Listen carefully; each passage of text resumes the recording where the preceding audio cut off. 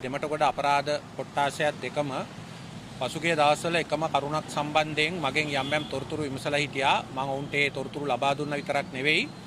දෙමටගොඩ අපරාධ කොට්ටාසයේ අධිකරණ නියෝගයක් මගින් මගේ දුරකථන පරීක්ෂා කරන්න අවසර අරන් ඒ පරීක්ෂණය කළා තිබුණා. අතනින් නොනැවති මගේ දුරකථනයේ පොලිස් භාරයට ලබා දෙන්නයි කියලා නියෝගයක් අරගෙන තියෙනවා. ඒක ලබා දෙන්න තමයි අපි අද ආවේ. හැබැයි මම අනුර කුමාර දිසානායක මහත්තයාට කියනවා ඔබතුමා මෙච්චර කාලයක් අවුරුදු 30ක් 1994 ඉඳන් 2024 වෙනකන් අනික් මිනිස්සුන්ට හොරු දූෂිතව කියලා ගොඩනගාගත්ත ප්‍රබන්ධ ලෝකයක් ගොඩනැගුවා. ඒ වගේම ඔබතුමාලා ඊටාම පිරිසිදු කණ්ඩායමක් කියලා ප්‍රබන්ධයක් ගොඩනගා ගත්තා. දැන් මේ ප්‍රබන්ධය පහුගිය මාස 18 දී බිඳ වැටෙමින් තියෙනවා. ඒ බිඳ වැටෙන්න අපි කරපු කාර්යභාරයක් තියෙනවා. ඒ නිසා ඒ ඇත්තට මූණ නොදී මේ ඇත්ත වාර්තා කරන ඇත්ත පැමිණිලි කරන කණ්ඩායම මර්ධනය කිරීම සඳහා යොමු වීම ගැන අපි ලැජ්ජාවට පත් වෙනවා.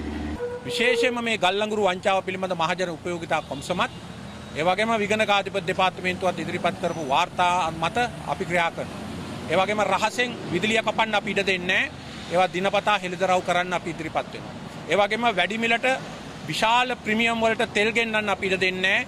ඒවා හෙළිදරව් කරන්න අපි ක්‍රියාත්මක වෙනවා. ඒ වගේම මහජනයාට මේ අර්බුදයෙන් ගැලවීම සඳහා අවශ්‍ය කරන මාර්ගෝපදේශය දෙන්නත් අපි පැකිලෙන්නේ අපි ඉදිරියේදී කටයුතු කරනවා.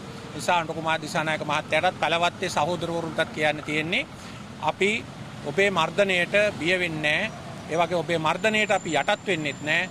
අපි මේ රටේ මහජනතාව වෙනුවෙන් ප්‍රජාතන්ත්‍රවාදී රාමුව තුල කළ හැකි සියල්ලම කරනවා. විශේෂයෙන්ම මේ මහජනයාගේ ගැලවීම සඳහා ගණන කටයුතු අපි කරනවා. ඔබ හෙළි කරපු කරුණු සම්බන්ධයෙන් යම්කිසි තොරතුරු ගලාගෙන ආවේ ඒ දුරකථනයටද? ඔව් අපි පෙබරවාරි 18 වෙනිදා කිව්වා මේ දුරකථනයට විවෘතව කරුණු දන්නන්න කියලා. අපි අපේ දුරකථනයට දිට්ඨ සුලිකුණාටුව පිළිබඳ ඉතාම සංවේදී තොරතුරු ඇවිල්ලා තියෙනවා. කන්ටේනර් 323 පිළිබඳ සංවේදී තොරතුරු ඇවිල්ලා තියෙනවා. ගල්ලංගුරු වංචාව ගැන සංවේදී තොරතුරු ඇවිල්ලා තියෙනවා. ඒ වගේම ඊ-වීසා වංචාවේ අපි විසින් ශ්‍රේෂ්ඨාධිකරණයේ පනවන ලද 2005 අංක 24 දරන ඒ නඩුවේ පිළිබඳ තොරතුරු සංවේදී තොරතුරු මෙහි තියෙනවා.